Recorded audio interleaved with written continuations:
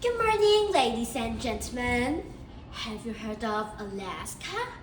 What is the most special feature there? Bingo! It's totem poles. The Tlingit people there pass down their legends in this way.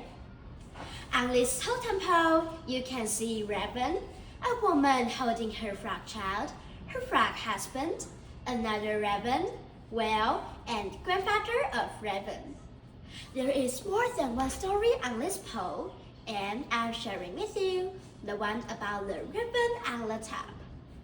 What color are Raven's feathers? Do you know? Yes, they're black. But were their feathers black long time ago? Nope. In the legend, they were pure white. It was said that Raven created all the living creatures, but he didn't create the lights. A chief kept the stars, the moon, and the sun in his boxes. The chief was greedy. He didn't want to share the wonders with anybody. Raven had a plan. The chief's daughter would go out to get their berries, so Raven followed her.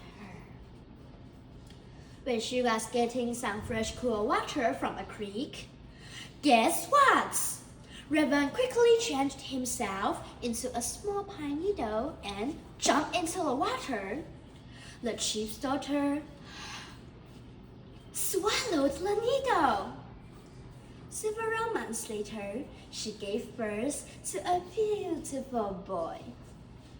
The baby boy was Raven.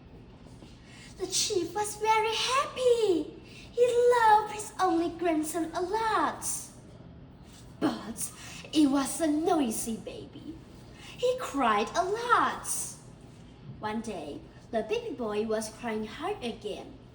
The chief wanted to stop him, so he took down the shiny box with the stars inside.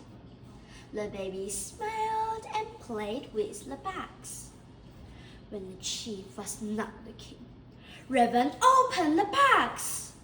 "Oh no, my precious!"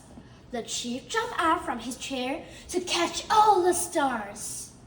But it was too late.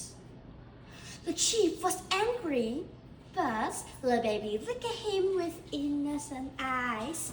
Ding! The chief smiled and said, "Oh, naughty boy, be careful next time." But Raven didn't listen. He used the same trick again and set free the moon.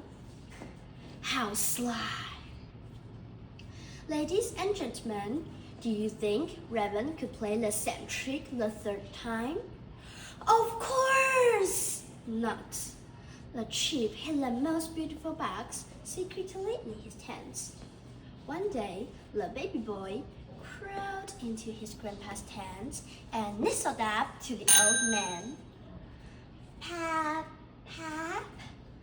The chief was so glad that his grandson could talk. Right at that moment, Raven saw the box and pushed it down. The son was freed. Raven's mission was complete, so he changed back into a bird again. He nervously tried to find a way out, but there was only a very small hole in the ceiling. Raven squeezed through the hole. The black ash from the coal made his feathers completely black.